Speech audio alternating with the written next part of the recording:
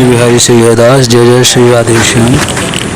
आप सब भक्तों को जो है चरणों में प्रणाम, इस दास का स्वीकार करें। जय बांके बिहारी लाल की जय। जय वृंदावन धाम यमुना माई की जय, गंगा माई की जय, राधा रानी की जय, सद्गुरुदेव भगवान की जय। जय जय श्री राधेश्याम सीताराम। कुंज बिहारी श्री हरिदास। तो अपनी कथा चल रही थी कि सूत जी कहते हैं भक्ति के ये प्रवचन सुनकर नारद जी को बड़ी करुणा आई और वे उन्हें हाथ से हिला डुलाकर जगाने लगे। फिर उनके कान के पास मुंह लगाकर जोर से कहा, ओ ज्ञान जल्दी जाग पड़ो, ओ वैराग्य जल्दी जाग पड़ो। फिर उन्होंने वेद ध्वनि, वेदांत घोष और बार बार गीता का पाठ करके उन्हें जगाया। इससे वे जैसे तैसे बहुत जोर लगाकर उठे, किंतु आलस्य के कारण वे दोनों भाई जवा ही लेते रहे। नेत्र उहाड़कर देख भी नहीं सके। उनके बाल बगलों की तरह सफ़ेद हो गए थे। उनके प्रसंग प्रायः सूखे काठ के समान निस्तेज और कठोर हो गए थे। इस प्रकार भूख प्यास के मारे अत्यंत दुर्बल होने के कारण उन्हें फिर सोता देख नारद जी को बड़ी चिंता हुई और वे सोचने लगे कि अब मुझे क्या करना चाहिए। इनकी यह नींद और इससे भी बढ़कर इनकी वृद्ध अवस्था कैसे दूर हो। सौनक जी इस प्रकार चिंता करते करते वे भगवान का स्मरण करने लगे। उसी समय यह आकाशवाणी हुई कि मुनि खेद मत करो, तुम्हारा यह उद्योग निसंदेह सफल होगा देवर से। इसके लिए तुम्हें एक सत्कर्म करो। वह कर्म तुम्हें संत शिरोमणि महानुभाव बताएंगे। उस सत्कर्म का अनुष्ठान करते ही क्षण भर में इनकी नींद और वृद्ध अवस्था चली जाएगी और सर्वत्र भक्ति का प्रसार होगा। यह आकाशवाणी वहाँ सभी को साफ साफ सुनाई दी। इससे नारद जी को बड़ा विस्मय हुआ और वे कहने लगे, मुझे तो इसका कुछ आशय समझ नहीं आया। नारद जी बोले, इस आकाशवाणी में अभी गुप्त रूप में ही बात कही गई है। यह नहीं बताया गया कि कौन सा साधन किया जाए जिससे इनका कार्य सिद्ध हो। वे संत न जाने कहाँ मिलेंगे और किस प्रकार उस साधन को बताएंगे। अब आकाशवाणी ने जो कुछ कहा है उसके अनुसार मुझे क्या करना चाहिए। सूत जी कहते हैं, सौनक जी तब ज्ञान वैराग्य दोनों को वहीं छोड़कर नारद मुनि वहां से चल पड़े और प्रत्येक तीर्थ में जाकर मार्ग में मिलने वाले मुनि स्वयं से वह साधन पूछने लगे। उनकी उस बात को सुनते तो सब थे, किंतु उनके विषय में कोई भी निश्चित उत्तर न देता। किन्हीं ने उनसे असाध्य बताया। कोई बोले इसका ठीक पता लगाना ही कठिन है। कोई सुनकर चुप रह गए और कोई तो अपनी अवज्ञा होने के भय से बात को टाल टूल कर खिसक गए। यानी कि आप देख रहे हैं ये जो कार्य है कि ज्ञान और वैराग्य को कैसे जवान किया जाए, हमारे जीवन में भी इस ज्ञान को कैसे लाया जाए और वैराग्य कैसे हो। इस संसार से हम बूढ़े हो चुके हैं, हमारा ज्ञान बूढ़ा हो चुका है, हमारा वैराग्य बूढ़ा हो चुका है, हमारी भक्ति भी जवान नहीं है क्योंकि हम वृंदावन धाम में वास नहीं कर रहे, हर पल कृष्ण भगवान का चिंतन नहीं कर रहे। तो हमारा ज्ञान और वैराग्य ये कब जवान होंगे। इस कार्य के लिए एक ही कार्य है, श्रीमद् भागवत महापुराण। बाकी कोई जवाब नहीं दे पाया आज तक। ये आप देख सकते हैं, समझ सकते हैं श्रीमद् भागवत महापुराण के माध्यम से। ये ज्ञान और वैराग्य दोनों को जवान कर देगी। बोलिए श्रीमद् भागवत महापुराण की जय। जय बांके बिहारी लाल की जय। त्रिलोकी में महान आश्चर्यजनक हाहाकार मच गया। लोग आपस में कानाफूसी करने लगे। भाई जब वेद ध्वनि, वेदांत घोष और बार बार गीता पाठ सुनने पर भी भक्ति, ज्ञान और वैराग्य ये तीनों नहीं जगाए जा सके, तब और कोई उपाय नहीं है। स्वयं योगीराज नारद को भी जिनका ज्ञान नहीं है उसे दूसरे संसारी लोग कैसे बता सकते हैं। इस प्रकार जिन जिन ऋषियों से इसके विषय में पूछा गया उन्होंने निर्णय करके यही बात कहा कि यह बात दुसाध्य ही है। तब नारद जी बहुत चिंता तो हुए और बद्रीवन में आए। ज्ञान वैराग्य को जगाने के लिए वहाँ उन्होंने यह निश्चय किया कि मैं तप करूँगा। इसी समय उन्हें अपने सामने करोड़ों सूर्य के समान तेजस्वी सनक आदि मुनीश्वर दिखाई दिए।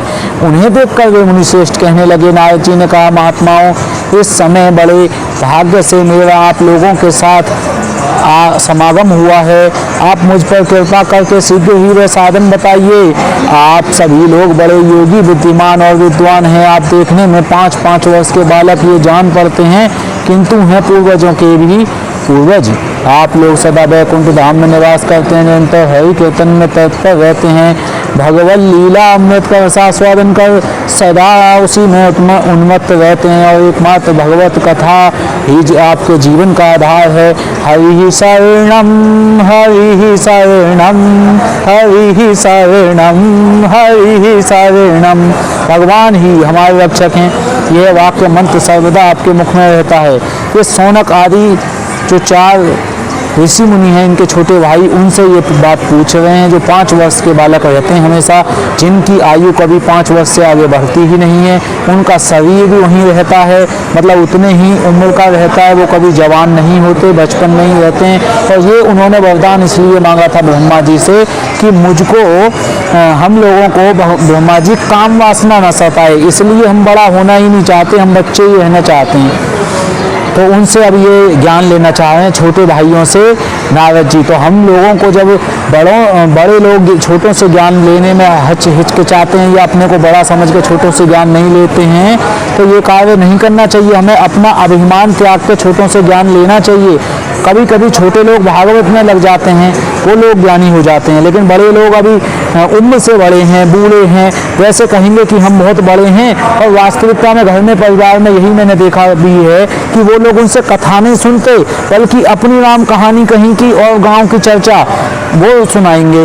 और देखो हम कितने बड़े हैं, हमने वहाँ की चर्चा याद कर रखी है, हमने अपने पड़ोसी की, रिश्तेदारों की, और उसके घर में क्या हुआ, उसके घर में लड़ाई चल रही है, उनके घर में कैसे चल रहा है, इन सब की चर्चाओं को सुनते हैं। और बड़े लोग इनमें बड़े चाव से सुनाते हैं और रस लेते हैं, और छोटे लोगों की भागवत कथा नहीं सुनते और वो अपने आप को बड़े कहते हैं। तो ऐसे बड़े बूढ़े जिनकी बुद्धि नष्ट भ्रष्ट हो चुकी है, उम्र से बड़े कोई नहीं बड़ा होता, क्योंकि आत्मा की उम्र तो अनंत है। तो वो छोटा बच्चा भी अनंत समय से है और बड़ा आदमी भी अनंत समय से है। तो इसलिए बड़े बूढ़ों की अच्छी बातें सुने, छोटे लोग बच्चों को गलत बातें ना तो सिखाएं, ना उनको भगवान से अलग कहीं की चर्चा पे ध्यान दें, ना उन्हें ध्यान लगाने दें। इसी से काल प्रेरित वृद्ध अवस्था भी आपको बाधा नहीं पहुंचाती। पूर्व काल में आपके भूभंग मात्र से भगवान विष्णु के द्वारपाल जय और विजय तुरंत पृथ्वी पर गिर गए थे और फिर आपकी ही कृपा से पुनः वैकुंठ लोक में पहुंच गए। धन्य है इस समय आपका दर्शन बड़े सौभाग्य से हुआ है।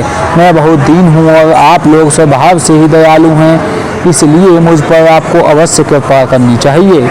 ये शाम भूभंग मात्र द्वारपालो हरे पुरा भूमौ निपतितो सत्यो यत कृपातः पुरं गतो।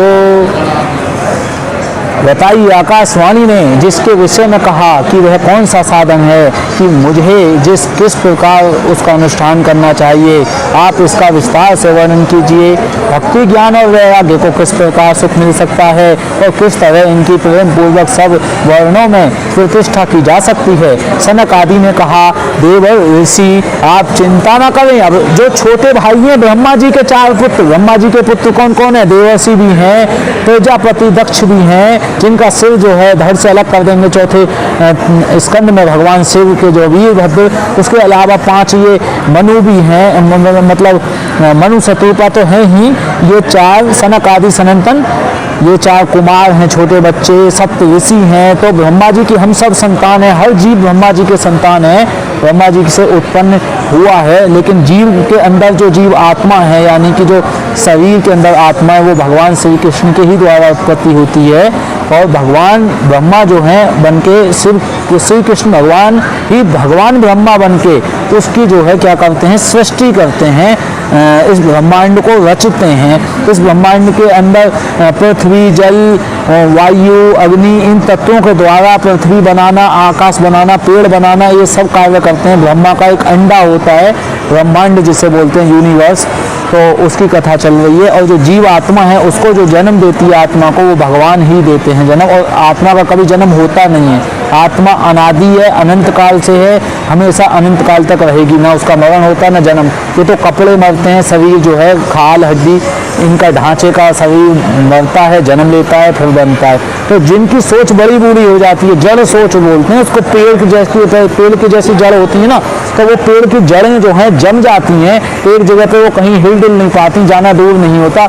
ऐसे जो बड़े बूढ़े लोग होते हैं, दुनिया तो देखी नहीं होती, बस आस पड़ोस में जो कुछ थोड़ा बहुत देख लिया, भगवान का ज्ञान नहीं, भागवत का ज्ञान नहीं, भक्ति का ज्ञान नहीं, और उस आस पड़ोस के गांव की संसार की बातों को ही वो बहुत बड़ा ज्ञान समझ के उसी जड़ बुद्धि में ही लगे रहते हैं, और दूसरों को भी उसी की ओर प्रेरित करते हैं, अपने परिवार के बच्चों को। तो ऐसा पाप ना करें। अरे बड़े बूढ़े आत्माओं के, हमारे बड़े बूढ़ों को भोजन नहीं मिल रहा, ये बड़े बूढ़े भजन नहीं कर रहे, ये बड़े बूढ़े भगवान राधा कृष्ण का भोग नहीं लगा रहे, उनको ठाकुर जी के भजन गा के नहीं सुना रहे, ऐसे बड़े बूढ़ों को कौन रोटी देगा बताओ। ये रोटी तोड़ेंगे, गाँव की चर्चा करेंगे, इसलिए ऐसे भिखारी बन जाते हैं। घर पे भी भिखारी होते हैं, जैसे धृतराष्ट्र भीम के रोटियां खाता था, और विदुर ने आकर कहा कि तुम कुत्ते की तरह रोटियां खाते हो, विदुर के हाथों की दी हुई कुत्तों की जैसी रोटी खा के तुम पल रहे हो, अब भी तुम्हें शर्म लिहाज लज्जा नहीं आती कि तुमने अपने 100 पुत्रों को मरवा दिया, कुटुंबियों को मरवा दिया, और पांडु के पुत्रों के प्रति तुमने कितना अन्याय किया, और अब भी इन्हीं के हाथों की रोटी खा रहे हो तुम कुत्ता बन के, तुम्हें शर्म लिहाज नहीं आती, जाके भगवान का भजन नहीं कर सकते जंगल में जाके। तो वही कहानी आज के भी बड़े बूढ़ों की है, ये लोग भगवान का भजन करते नहीं, घर पे लड्डू गोपाल जी को लाते नहीं, इस प्रकार से इनके बच्चे भी तंग आ जाते हैं। इनको रोटी भी खिलाएं और बढ़िया माल खिलाएं, गाजर, मूली, रबड़ी, रसमलाई, बादाम, छुहारे, काजू, किशमिश, और उधर जो है सेब, संतरा, जूस, फल फ्रूट, और ये क्या करेंगे, भौतिक चर्चा, यहाँ की चर्चा करेंगे, पड़ोसी की, रिश्तेदार की, उसके घर ये मर गया, उसके यहाँ लड़की भाग गई, उसके यहाँ चोरी हो गई, उसके यहाँ ये हो गया, संसार की। भगवान की चर्चा में रस ही नहीं आएगा। 10 मिनट भगवान की चर्चा करके देखो, ये उठ के ना भाग जाए तो कहना, और गुटखा खाएंगे, तम्बाकू खाएंगे और हुक्का पिएंगे ये बड़े बूढ़े, और वैसे घर के मालिक बन के जम के बैठ जाएंगे। तो ऐसे लोगों को भैया भगवान जो है उठा लेता है जल्दी। तो और भगवान भी जो है क्या करे, परेशान, भगवान भी इनसे, नरक में भी जगह नहीं है ऐसे लोगों के लिए जो भगवान की चर्चा सुनने से पसंद नहीं है। ऐसे बड़े बूढ़ों का कोई लाभ नहीं है। लोग कहते हैं कि बच्चे बड़े बूढ़ों को रोटी नहीं देते, उनके कर्म ही अच्छे नहीं है रोटी खाने के लायक। रोटी खा के भी वो कर क्या रहे हैं, खाली रोटी कुत्ते की तोड़ रहे हैं, पड़ेगा।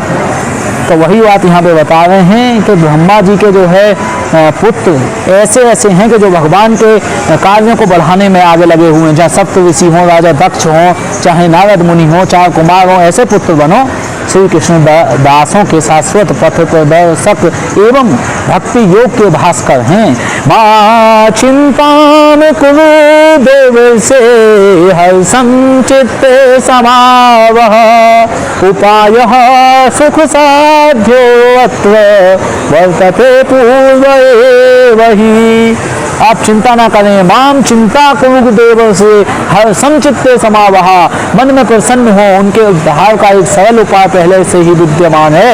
आपको चिंता करने की जरूरत नहीं है, उपाय तो पहले से ही है। जो आकाशवाणी हुई थी कि ये ज्ञान और वैराग्य और भक्ति, भक्ति देवी के इन पुत्रों को, भक्ति देवी की चिंता को मिटाने के लिए जो ज्ञान वैराग्य उनके पुत्र हैं, और ये बूढ़े हो गए हैं और भक्ति तरुणी है, जवान है, इनके पुत्रों को जवान बनाने के लिए नारद मुनि को उपाय करो। तो आकाशवाणी हुई थी, तो उपाय तब भी नहीं बताया था। तो नारद मुनि ने जब अपने 4 कुमारों से पूछा तो उन्होंने कहा, माँ चिंता कुरु देव से हर्ष से चित्ते समावहा। हर्ष मतलब हर्षित हो जाओ, खुशी हो जाओ, हे देव ऋषि, नारद देवों के ऋषि।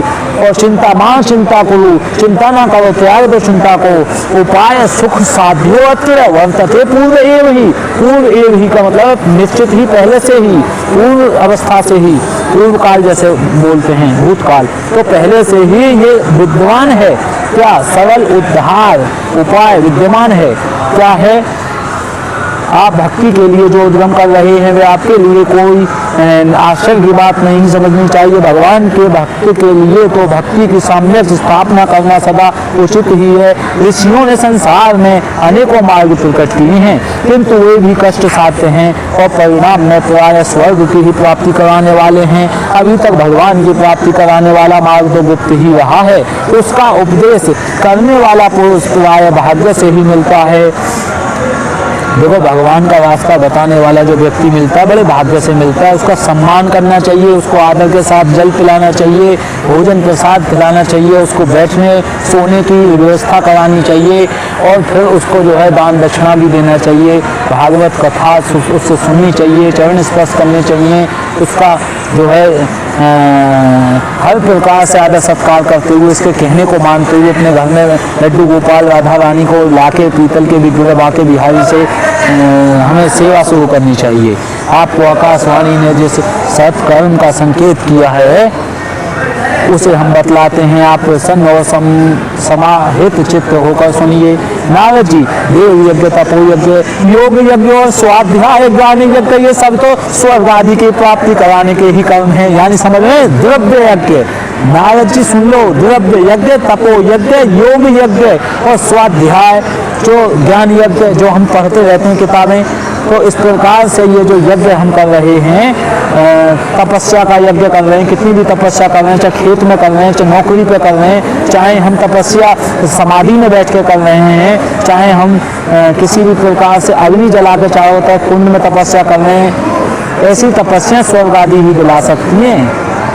पंडितों ने ज्ञान यज्ञ को ही सत्कर्म मुक्तिदायक कर्म का सूचक माना, लेकिन जो ज्ञान यज्ञ है, भक्ति यज्ञ है, ज्ञान यज्ञ है, और ज्ञान किसका? भागवत का ज्ञान, वेद पाठी कर्म कांड का ज्ञान नहीं। तो इसको जो है मुक्तिदायक कर्म बताया, किसी से मुक्ति मिल सकती है। वह श्रीमद् भागवत का पारायण है, इसका गान सुख आदि महाअनुभावों ने किया है, जो व्यासदेव जी के पुत्र सुखदेव जी हैं, जिन्होंने इस ज्ञान को जो है स्वाद चखा है, उनके माध्यम से हमें गुरु शिष्य परंपरा से सुनना चाहिए। जो बांके बिहारी लाल की कुंज बिहारी श्री हरिदास स्वामी, जो हरिदास महाराज जी की परंपरा है, महाराज स्वामी जो हरिदास जी की संप्रदाय है, इसमें सुनना चाहिए।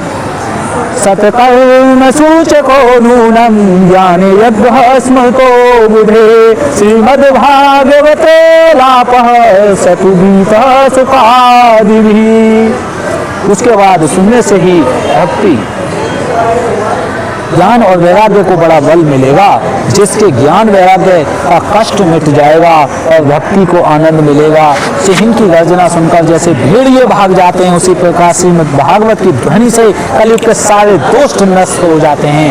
कलयुग के जितने भी दोष हमारे घर में रहते हैं, लड़ाई झगड़ा कलेश, यह कलेश, पुत्र कलेश, काल सर्प दोष, ये सब कष्टों का निवारण श्रीमद् भागवत मूल पाठ करा के और श्रीमद् भागवत की कथा सुन के सब निवारण पूर्ण हो जाता है। ये जो है विश्वास करने की बात है बस। ज्ञान वैराग्य संयुक्ता भक्ति प्रेम रस आवहा प्रीति गे हम प्रीति जन्म तत् क्रीड़ाम करिष्यति। तब प्रेम रस प्रवाहित करने वाली भक्ति ज्ञान और वैराग्य को साथ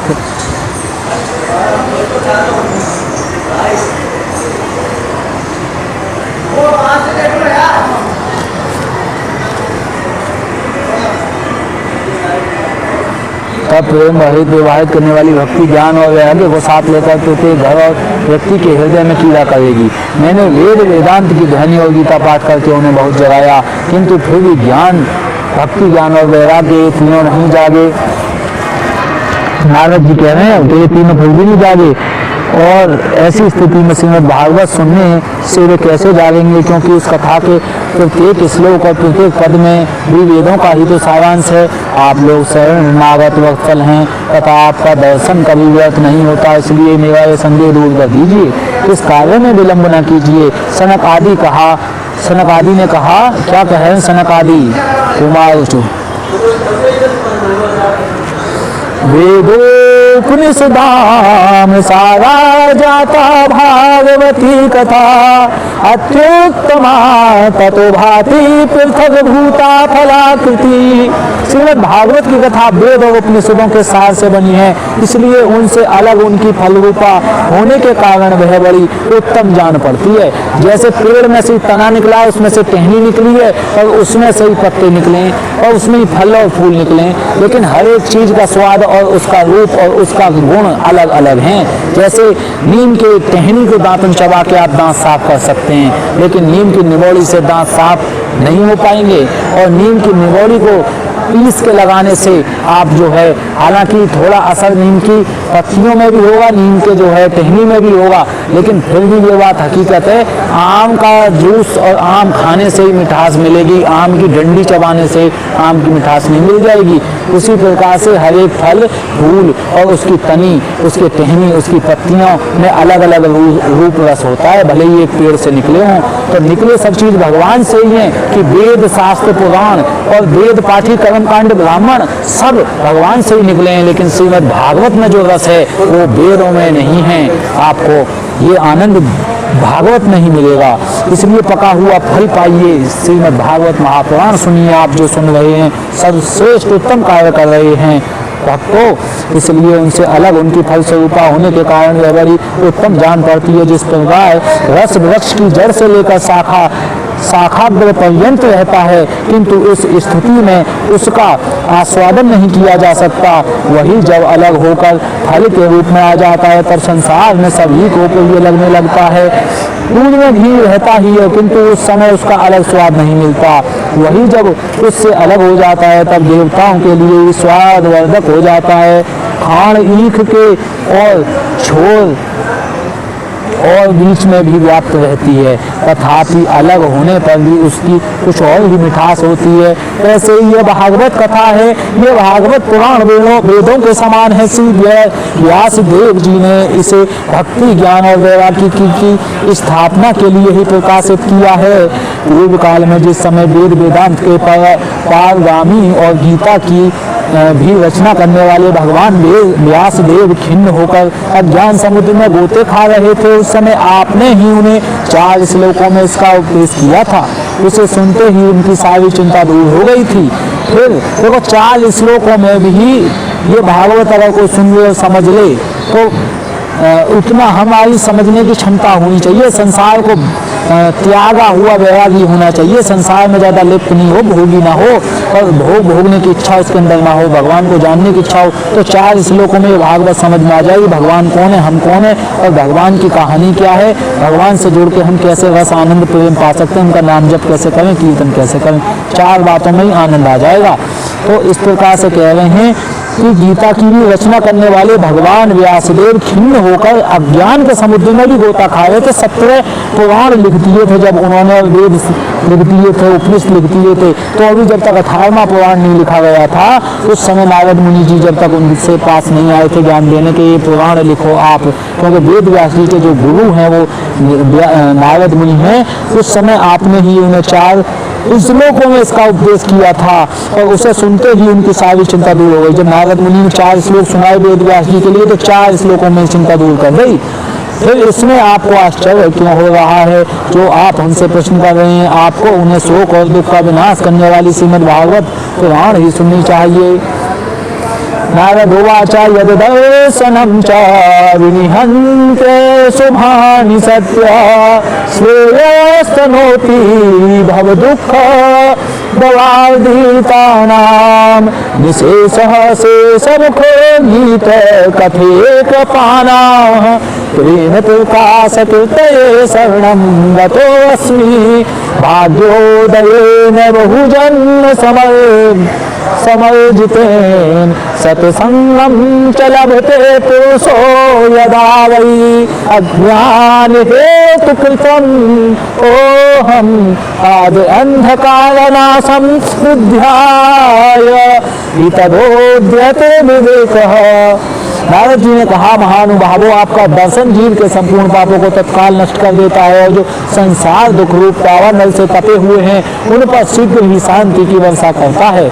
आप निरंतर शेष जी के सहस्र मुखों में गाए हुए भागवत कथा अमृत का ही पान करते हैं। मतलब शेष, अनंत शेष जो ये अपने लक्ष्मण जी हैं, बलराम जी हैं, ये अनंत शेष भगवान विष्णु को जो सैया पे सुलाते हैं वो अनंत शेष हैं, और वो अनंत शेष जी की जो है क्या नाम है, हजारों, मतलब उनके अनंत मुख हैं, इसलिए उसे अनंत शेष बोलते हैं। उनका कोई अंत, जहाँ सब चीज़ का अंत हो जाता है वहाँ पर शेष जी बचते हैं, जो शेष बचता है वही अनंत हैं, वही अनंत शेष हैं। तो अनंत शेष जी के अनंत मुख जो हैं वो भगवान की भागवत कथा का अमृत पान ही कर सुनाते रहते हैं, गाते रहते हैं। और उसको जो चार सनक सनंतन सनत सनक आदि, सनक सनंतन सनक सनंतन सनक आदि, ये चार कुमार हैं। सनत सनंतन सनत सनंतन सनक, ये चार कुमार हैं। तीसरे का नाम चौथा याद नहीं आ रहा, अभी बताऊंगा। तो इस प्रकार से ये भगवान की कथा अमृत का ही पान करते रहते हैं, मतलब सुनते रहते हैं, उसे कानों से पीते रहते हैं, हर पल सुनते रहो बस भगवान की कथा को।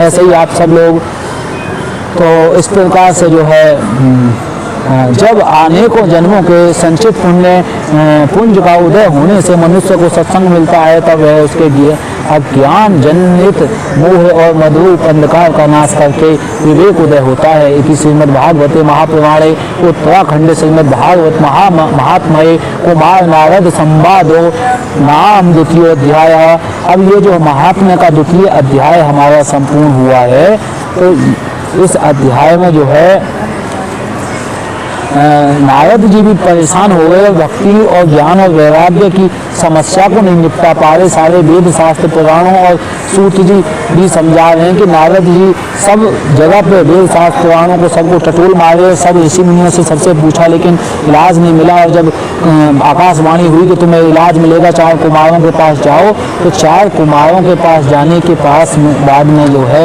इनको ये सनक आदि ने ज्ञान दिया कि आप भागवत कथा सुनाओ प्रभु।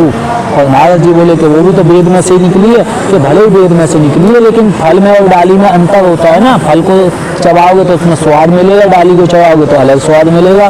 तो इस प्रकार से जो है उन्होंने श्रीमद् भागवत को बताया कि ये सर्वश्रेष्ठ है और इसको आप सुनिए और सुनाइए। तो भक्ति देवी के ज्ञान और वैराग्य जो पुत्र हैं ये उठ के बैठे हो जाएंगे, जवान हो जाएंगे, आपको चिंता करने की जरूरत नहीं पड़ेगी। अथ तृतीय अध्याय भक्ति के कष्ट की निवृत्ति, और तीसरा अध्याय है। तो जो ये पुत्र हैं सनक सनत सनंदन, और चार पुत्र हैं सनक सनंदन। नंदन जो है भगवान श्री कृष्ण हैं, उनके नंद बाबा के पुत्र सनंदन, सनक और सनातन और सनत कुमार, ये चार हैं। तो यानी सनातन हैं ही, सनक हैं, सनत हैं और सनंदन। सनत सनंदन सनक और सनातन, ये चार कुमार हैं ब्रह्मा जी के, जो इस कथा को जो सुनाते हैं। अब तृतीय अध्याय भक्ति के कष्ट की निवृत्ति कराएंगे। तो भक्ति देवी के कष्ट की निवृत्ति हम जो है सुनते हैं 1 मिनट। तृतीय अध्याय भक्ति के कष्ट की निवृत्ति, नारद जी ने क्या कहा, अब आगे की कथा हम लोग सुनते हैं। मैं भक्ति ज्ञान और वैराग्य को स्थापित करने के लिए प्रयत्न पूर्वक श्री सुखदेव जी के कहे हुए भागवत शास्त्र की कथा द्वारा उज्ज्वल ज्ञान यज्ञ करूँगा। यह यज्ञ मुझे कहाँ करना चाहिए, आप इसके लिए कोई स्थान बता दीजिए। आप लोग वेद के पारगामी हैं, इसलिए मुझे इस सुख शास्त्र की महिमा सुनाइए। यह भी बताइए कि श्रीमद् भागवत की कथा कितने दिनों में सुनानी चाहिए और उसके सुनने की विधि क्या है। सनक आदि बोले, नारद जी आप बड़े विनीत और विवेकी हैं, सुनिए। हम गंगा द्वार समीपे तु तटमानंद नामकं शृणु नारद वक्ष्यामो विनम्राय विवेकिने। हरिद्वार के पास आनंद नाम का एक घाट है, वहाँ अनेकों ऋषि रहते हैं और देवताओं और सिद्ध लोग भी आपका सेवन करते रहते हैं। उसका भांति भांति के वृक्ष और लताओं के कारण वह बड़ा सघन है और वहाँ बड़ी कोमल नवीन बालू बिछी हुई है। वह घाट बड़ा ही सुरम्य और एकांत प्रदेश है। वहाँ हर समय सुनहले कमलों की सुगंध आया करती है। उसके पास आस पास रहने वाले सिंह, हाथी आदि परस्पर विरोधी जीवों के चित्त में भी वैराग्य नहीं है।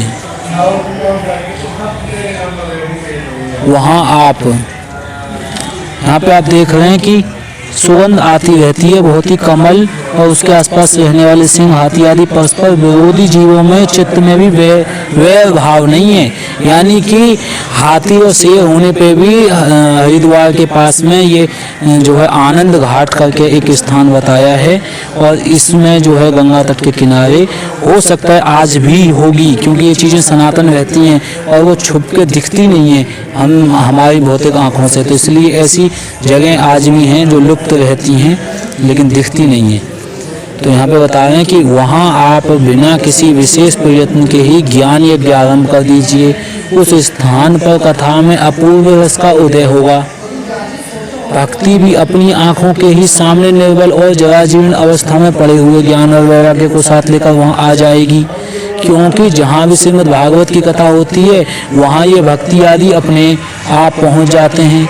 वहाँ कानों में कथा के शब्द पढ़ने से ये तीनों तरुण हो जाएंगे। सूत जी कहते हैं अब आगे की, यत् भागवती वार्ता तत्र भक्त्यादिकं भजेत कथा शब्दं समाकर्ण्य तत्त्विकं तरुणायते। यानी कि जहाँ पर भी कथा की शुरुआत हो जाती है वहीं यत् भागवती वार्ता, जहाँ भगवान की भागवत चर्चा हो जाती है, वार्ता शुरू हो जाती है, तत्व भक्ति आदिकम ब्रजेत, वहीं आ जाती हैं भक्ति आदि जो इतने भी हैं ज्ञान वैराग्य सब। कथा शब्दम समाकर्ण्य तत्त्विकम तरुणायते, वहाँ कानों में कथा शब्दम समाकर्ण्य, कथा के जो शब्द हैं वो समाने लग जाते हैं जब कर्ण माने कान में। तत्त्विकम तरुणायते, तो शब्द पढ़ने से ये तीनों तरुण हो जाते हैं। तत्त्विकम, त्रि मतलब तीन, और तरुणायते तरुण हो जाते हैं, जवान हो जाते हैं। सूर्य जी कहते हैं इस प्रकार कहकर नारद जी के साथ सनक आदि, सनक सनत सनन सनंतन और सनातन, सनक सनंदन सनक सनंदन सनत सनातन, चार कुमार भगवान के ब्रह्मा जी के पुत्र इस प्रकार कहकर नारद जी के साथ श्रीमद् भागवत कथा अमृत का पान करने के लिए वहां से तुरंत गंगा तट पर चले आए। यानी कि नारद जी के साथ सनक आदि भी चले आए ये चार पुत्र। जिस समय वे तट पर पहुंचे भूलोक, देवलोक और ब्रह्मलोक सभी जगह इस कथा का हल्ला हो गया। अरे बाप रे, जो भागवत कथा के रसिक विष्णु भक्त थे वे सभी श्रीमद् भागवत कथा अमृत का पान करने के लिए सबसे आगे दौड़ कर आने लगे। भृगु वशिष्ठ च्यवन गौतम मेधातिथि देवल देवरात परशुराम विश्वामित्र साकल मार्कंडेय दत्तात्रेय प्रहलाद योगेश्वर व्यास और पराशर छाया सुख जाजली और जहुनु आदि सभी प्रधान मुनिगण अपने अपने पुत्र शिष्य और स्त्रियों समेत बड़े प्रेम से वहाँ आए। अरे सुन लो भैया भागवत कथा सुन लो। ऐसे दौड़ लगाते आ रहे हैं सारे देव आपके जैसे अच्छे भक्त। इनके सिवा वेद वेदांत उपनिषद मंत्र तंत्र सहित 17 पुराण और 6 शास्त्र भी मूर्तिमान होकर वहां उपस्थित हो गए। वशिष्ठश्च यवनश्च गौतमो मेधातिथि देवल देवरातौ रामस्तथा गाधीसुतश्च साकलो मार्कण्डपुत्रात्रिजपि पिपल्लादा योगेश्वरो व्यासपराशरो च छायासुको जलीज मुखया। इस प्रकार से दौड़ते हुए चले आए। सर्वे प्रियमयी मुनिगणा सह पुत्र शिष्या स्व स्त्री विवाह युक्ति पूर्ण येन युक्ता अपनी स्त्री और पुत्रों के साथ दौड़ लगाए। इनके सवा तो हमें भी ऐसे ही भक्तों की जब कथा शुरू हो जाए, भागवत कथा शुरू हो जाए, अपने पत्नी पुत्र परिवार कुटुंब रिश्तेदार सबको बुलाना चाहिए और अपने घर के परिवार में भागवत कथा करानी चाहिए और उसको सुनना चाहिए। नहीं तो वृंदावन में कथा को सुनना चाहिए, नहीं तो जो ये कथा मोबाइल में माध्यम से आज आप घर बैठे सुन रहे हैं, आने जाने का किराया भाड़ा भी बच रहा है, तो इसका अपना दान पुण्य कर सकते हैं। मोबाइल पेटीएम फोन पे में भेज के जो है भागवत कथा सुनाने वालों को आप परीक्षित बन के सुन सकते हैं और अपने परिवार रिश्तेदार सब दोस्तों को इस कथा को शेयर लाइक वीडियोस करते रहिए। इनके सिवा वेद वेदांत उनका भी उद्धार कीजिए और अपना भी उद्धार कीजिए। ठाकुर जी की सेवा चलती रहे, जिससे कि प्रसाद भोजन गौ सेवा, ठाकुर जी का आश्रम सेवा, उनके ड्रेसिंग की सेवा, वस्त्र नए नए उनके आना। अरे कितने खुश हो रहे हैं लड्डू गोपाल जी, उनका दर्शन फोटो आपको भेजा जाएगा। और उनके भक्त साधु विप्र ब्राह्मणों गौ माता की सबकी सेवा चलती रहे भागवत कथा की। इसके सिवा वेद वेदांत उपनिषद मंत्र तंत्र साहित्य, हाँ गंगा आदि मतलब वेद पुराण भी भाग में भागवत कथा को सुनने के लिए, बाकी 17 पुराण और मंत्र तंत्र 6 शास्त्र और उपनिषद 6 शास्त्र हैं, भैया ध्यान रखना। और वेद जो हैं 4 वेद हैं, वैसे 5वां वेद गुरु की मुख होती है, गुरु की वाणी जो से सुन रहे हैं आप, मतलब जिससे भी सुनते हैं वही भागवत कथा सुनाने वाले गुरु अच्छे जो भगवान के भक्त हैं। मंत्र तंत्र 17 पुराण, हाँ गंगा आदि नदियाँ, पुष्कर आदि सरोवर, कुरुक्षेत्र आदि। अब देखिए गंगा आदि नदियाँ, पुष्कर आदि सरोवर, कुरुक्षेत्र आदि समस्त क्षेत्र, सारी दिशाएं और दंडक आदि वन, हिमालय आदि पर्वत तथा देव गंधर्व और दानव आदि सभी कथा सुनने चले आए। अब ये दिशाएं और जो आप देव देखते हैं, जैसे जल देव हैं, वायु देव हैं, सूर्य देव हैं, इनके अपने अपने नाम भी हैं। जैसे आज के सूर्य देव का नाम विवस्वान है, विवस्वान। तो इस प्रकार से आज का जो मनवंतर चल रहा है विवस्वान मनवंतर, तो मनु का नाम विवस्वान चल रहा है, सूर्य देव का नाम भी कुछ है अलग। तो ऐसे ही हर देवता का एक नाम है, जैसे आज के इंद्र देव का भी कोई नाम है, ब्रह्मा जी का भी नाम है। ऐसे ही सब दिशाओं का अलग अलग, ऋतुओं का अलग अलग, इनसे सबके नाम भी है और ये स्त्री और पुरुष में बन के आते भी हैं, ये विराजमान है आज की डेट में भी।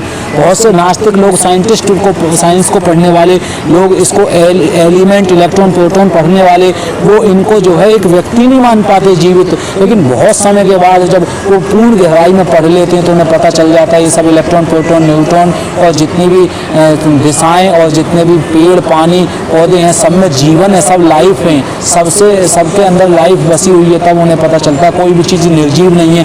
वरना तो शुरुआत में सब कहते रहते हैं कि ये निर्जीव है, नास्तिक बात को फैलाते हैं, और जब पूर्ण ज्ञानी हो जाते हैं तो वो कहते हैं सब चीज़ सजीव है। सजीव का मतलब सब भगवान है, सबके अंदर जीवन है, सब जीवन है। तो यानी कि पत्थर पेड़ पूज, अब जैसे लोग कहते हैं पत्थर पूजे हरी मिले तो मैं पूजूं पहाड़, तो ये वो पत्थर को क्या समझते हैं, नास्तिक समझते हैं। लेकिन मूर्खों, तुम्हें नहीं पता पत्थर के अंदर भी जीवन है। जैसे मैग्नेट एक पत्थर की जैसा लग रहा है, लेकिन उसके अंदर चुंबक लोहे को चिपकाने की शक्ति है, उसके अंदर गुण है, ऐसे उसके क्वालिटीज हैं, उसके अंदर से रेडिएशंस वेव्स निकलती हैं। इसी प्रकार से मनुष्य के अंदर से भी तरंगें निकलती हैं। किसी को सोचता है यहीं बैठे बैठे, तो उसकी सोच जब वृंदावन पहुंचती है तो उसे बांके बिहारी की याद आ जाती है, उस व्यक्ति की याद आ जाती है और पता चलता है अरे उस व्यक्ति को मैं याद कर रहा था, उसने तो मुझे फोन मिला लिया, जय जय। ये साक्षात प्रमाण है इन चीज़ों का। तो ऐसे ही महर्षि भृगु और ये सब जितने भी देवता ऋषि और नदियाँ सब ये व्यक्ति हैं, इनको सबको निर्जीव ना माने। और श्रोताओं में वैष्णव विरक्त सन्यासी ब्रह्मचारी लोग आगे बैठे और उन सबके आगे नारद जी विराजमान हुए। अब देखो जो वैष्णव विरक्त हो जाते हैं, विरक्त का मतलब है संसार में आसक्ति खत्म और संसार के कार्यों को भगवान का कार्य समझ के करते हैं, वो व्यक्ति विरक्त माने जाते हैं। चाहे वो गृहस्थ आश्रम में ही क्यों ना रह रहे हो, बस भोगी नहीं होना चाहिए। बोलिए सत्यनारायण भगवान की जैसे श्रीमद् भागवत महापुराण की जय। सन्यासी और ब्रह्मचारी लोग आगे बैठे, तो इनको जो है जो ब्रह्मचर्य का पालन करते हैं, अपने ब्रह्म का जो है पालन करते हैं। ब्रह्म का मतलब है ब्रह्मचर्य यानी वीर, उसको जो है भोगने की दृष्टि से ना किसी स्त्री को पुरुष देखे ना पुरुष को स्त्री देखे, और ब्रह्मचर्य का पतन ना हो अगर उसका साल 2 साल 10 साल 20 साल 50 साल, तो वो ब्रह्मचारी कहलाता है। तो ऐसे लोगों को इज्जत ज़्यादा दी जाती है क्योंकि उन्होंने कुछ तपस्या की है, बड़ा काम किया है। ये कठिन कार्य होते हैं, वरना तो घर को पालना आसान काम हो जाता है, उससे भी ये बड़े काम हैं। और लोग आगे बैठे और उन सबके आगे नारद जी विराजमान हुए। एक भागम भागे ऋषिगणास्तदन्यत्वादिवोकसः। एक और ऋषिगण, एक और देवता, एक और वेद, एक और उपनिषद आदि और एक और तीर्थ बैठे और दूसरी ओर स्त्रियां बैठी। उस समय सब ओर जय जयकार, नमस्कार, शंखों का शब्द होने लगा और अबीर, गुलाल, खील एवं फूलों की खूब वर्षा होने लगी। कोई कोई देव श्रेष्ठ तो विमानों पर चढ़कर वहाँ बैठे हुए उन सब लोगों पर कल्प वृक्ष के पुष्पों की, फूलों की वर्षा करने लगे। अब देख रहे हैं कितनी वर्षा हो रही है फूलों की।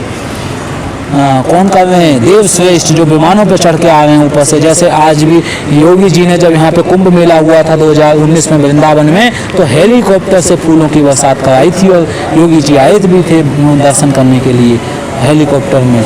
इस प्रकार पूजा समाप्त होने पर जब सब लोग एकाग्रचित्त हो गए, तब सनक आदि ऋषि महात्मा नारद को श्रीमद् भागवत का महात्म्य स्पष्ट करके सुनाने लगे। अब देखो कौन कथा सुनावा पूजा समाप्त होने के बाद में? सब सनक आदि ऋषि, चार जो सनक, सनत, सनंदन और सनातन, ये चार जो कुमार हैं। सनातन का मतलब होता है जो हमेशा रहने वाला है। हम सब सनातन हैं, ये बात याद रखना। हम मरते नहीं है, पहली बात तो ये घर पे याद रखना। इस प्रकार से ना अपने को कष्ट महसूस करने देना ना घर वालों को। जैसे स्त्रियाँ रोती हैं, अरे ये मर गया, मरता कोई नहीं है, इसलिए तुम भी मत रो, मत दूसरे को रोने दो। और रोगे भी तो क्या तुम जीवन भर रोलोगे? चलो तुमको अकेले रोने भी दिया जाए तो तुम आधे घंटे से ज़्यादा रो नहीं पाओगे, 10-20 मिनट याद करोगे किसी को, फिर कहीं मन हो जाएगा।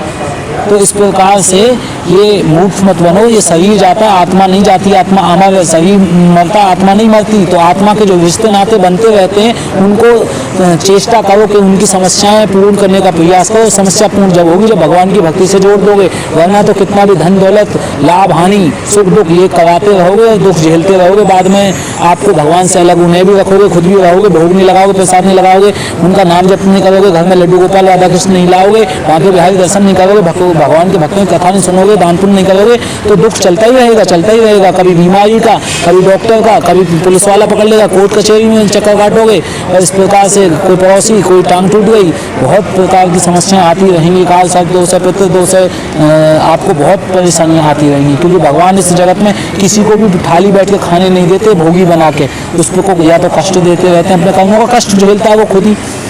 महात्मा स्पष्ट करके सुनाने लगे। ये श्रीमद् भागवत बताती है, भगवत गीता में ऐसा स्वतम दुखाल्यम जगत बताया गया। भगवान कृष्ण कह रहे हैं अर्जुन को कि ये जगत को मैंने परमानेंट बनाया ही नहीं है, टेम्परेरी है, कुछ क्षण के लिए है। तो सारी चीज़ें क्षण भंग होकर टूट जाती हैं, फिर उन्हें बनाओगे आप, फिर तोड़ देता हूँ, फिर बनाओगे। जैसे एक रेत में मकान बनाए बच्चा और उसको समुद्र की लहरें तोड़ दें, फिर बच्चा बनाए, फिर लहरें तोड़ दें, तो वो शाम तक बनाते बनाते परेशान नहीं होगा? अगर वो नहीं होगा तो मूर्ख है वो। और उसको ये सोचना चाहिए कि असली मुझे मकान बनाना चाहिए तो मुझे ईंटों का पका हुआ बनाना चाहिए जिसे रेत को तोड़ ना पाए। तो इस प्रकार से हमको भी अपना परमानेंट घर भगवान की श्रीमद् भागवतम कथा सुनते सुनते कुंज बिहारी श्री हरिदास नाम जपते बांके बिहारी लाल के दर्शन करते हुए हमें वृंदावन गोलोक वृंदावन धाम में अमर हो जाना है, वहीं पे रहना है, पक्का मकान वहीं पे बनाना है। हम जो यहाँ पे मकान बना रहे हैं, टाइलें लगवा रहे हैं बड़ी बड़ी, ये तो कुछ समय बाद टूटने फूटने लग जाएंगी। 100 साल के बाद टाइलें, 200 साल के बाद फिर कुछ और बदल ले जाएगा। पहले कच्चे होते थे, फिर पक्के होने लगे, फिर मार्बल आने लगी, फिर टाइलें आने लगी, फिर कुछ और आने लग जाएगा। अब हम आपको इस भागवत शास्त्र की महिमा सुनाते हैं। इसके श्रवण मात्र से मुक्ति हाथ लग जाती है। श्रीमद् भागवत की कथा का सदा सर्वदा सेवन आस्वादन करना चाहिए। इसके श्रवण मात्र से ही श्री हरि हृदय में विराजते हैं। अथ ते वर्ण्यते स्माभिर्महिमा सुखशास्तुजः यस्य श्रवणमात्रेण मुक्तिः कल्तरे स्थिता सदा सेव्या श्रीमद्भागवती कथा।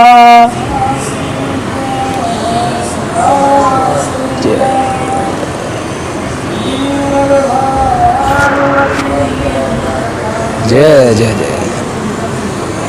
यस्या श्रवणमात्रेण हरिश चित्तं समासयेत्। प्रभु जी भी हमारे श्लोक सुनाए हैं, बहुत शानदार श्लोक उन्होंने यही रिपीट करके सुनाया। सदा सेव्या श्रीमद् भागवती कथा। हमें हमेशा इसी को सुनते रहो, कथा को सुनते रहो, श्रीमद् भागवत कथा को, और इसी के सुनने से कथा से कल्याण हो जाएगा। कथा का सदा शब्द सेवन से आस्वादन करते रहना चाहिए। इसके श्रवण मात्र से श्री हरि हृदय में आ विराजते हैं। इस ग्रंथ में 18,000 श्लोक और 12 स्कंद हैं तथा श्री सुखदेव जी राजा परीक्षित का संवाद है। आप यह भागवत शास्त्र ध्यान देकर सुनिए। यह जीव भौतिक तभी तक अज्ञानवश संसार चक्र में भटकता है जब तक क्षण भर के लिए भी कानों में यह सुख शास्त्र की कथा नहीं पड़ती। बहुत से शास्त्र और पुराण सुनने से क्या लाभ, इससे तो व्यर्थ का भ्रम बढ़ता है। मुक्ति देने के लिए तो एकमात्र भागवत शास्त्र ही गरज रहा है। किम सुते बहुभिः शास्त्रे है पुराणेश्च ब्रह्मावहेह एकम भागवतम शास्त्रम मुक्तिदानेन गर्जति। जिस घर में नित्य प्रति श्रीमद् भागवत कथा होती रहती है वह तीर्थ रूप हो जाता है। आपका भी घर तीर्थ बन जाएगा। आप रोज श्रीमद् भागवत कथा को ऑनलाइन मोबाइल के, यूट्यूब के, फेसबुक के माध्यम से, व्हाट्सएप के माध्यम से अपने अपने घर में सुन रहे हैं और इसको बड़े स्पीकर पे लगा के सुनाते रहिए घर परिवार वालों को। वह तीर्थ बन जाएगा। आपके घर में जो कोई आएगा तो ऐसा उसको परम आनंद आएगा दर्शन करके, जैसे एक तीर्थ में आ जाता है। भगवान की उज्जैन नगरी में, वृंदावन में, सब धामों के धाम में, काशी में, बनारस में, रामेश्वर में जाके भगवान का दर्शन करके लोगों को आनंद प्राप्त होता है। वैसे ही आपके घर में से तीर्थ बन जाएगा। लोग जब निकलेंगे दर्शन करके तो बड़ा उन्हें आनंद आएगा। हमें भगवान की कथा सुनने को मिली, हमारे सारे शोक दुख मोह दूर हो गए, दुख नष्ट हो गए। जिस घर में नित्य प्रति श्रीमद् भागवत कथा होती है तीर्थ बन जाता है और जो लोग उसमें वास करते हैं उसके सारे पाप नष्ट हो जाते हैं। हजारों अश्वमेध और सैकड़ों वाजपेयी यज्ञ इस सुख शास्त्र की कथा का 16वां अंश भी नहीं हो सकते। तपोधनो, जब तक लोग अच्छी तरह श्रीमद् भागवत का सेवन नहीं करते तभी तक उनके शरीर में पाप निवास करते हैं। फल की दृष्टि से इस सुख शास्त्र कथा की समता गंगा, गया, काशी, पुष्कर या प्रयाग कोई भी तीर्थ नहीं कर सकता। यानी कि इसके समान कोई सा भी तीर्थ नहीं है श्रीमद् भागवत कथा को सुनने के समान। चाहे काशी चले जाओ, गया चले जाओ, पुष्कर चले जाओ या प्रयागराज चले जाओ, सब तो आके अपने पापों को धोते कहाँ पर हैं? वृंदावन में यमुना जी में स्नान करके, भागवत कथा सुन के। और तीर्थों को गंदा हम करने जाते हैं, प्रयाग, पुष्कर, काशी, गया, चाहे गंगा, हम अपने पापों को वहाँ डाल के आते हैं। और वो तीर्थ और गंगा क्या कहती है मैं बेचारी कि हम कहाँ जाएं, हमको कहाँ पे पाप, जो पापी इन पापों को करके हमारे ऊपर लाद गए, किसी की बच्चे का हत्या करके नहा गए हमारे पास में, स्नान कर गई तो लो पाप हमारे पास से ले लो। अब इन पापों को हम बोझ कैसे ढोएं, इन पापों को कहाँ जाके डालें? तो श्रीमद् भागवत कथा के सुनने से उनके पाप दूर होते हैं, तीर्थों के भी। तो कोई भी तीर्थ नहीं कर सकता इनकी बराबरी श्रीमद् भागवत महापुराण की। समझ में प्रभु? तो आप अपने घर में जो भागवत कथा सुन रहे हैं बहुत ही पुण्य का कार्य कर रहे हैं। इसको सुनते रहिए, वीडियोज को लाइक करते रहिए, शेयर करते रहिए। श्रीमद् भागवत महापुराण की जय। जय जय श्री बांके बिहारी लाल की जय। कुंज बिहारी श्री अरदास सदगुरुदेव भगवान की जय। आप सब वैष्णव भक्तों की जय। विप्रदेव, ब्राह्मण, साधु, गौ माता की जय हो।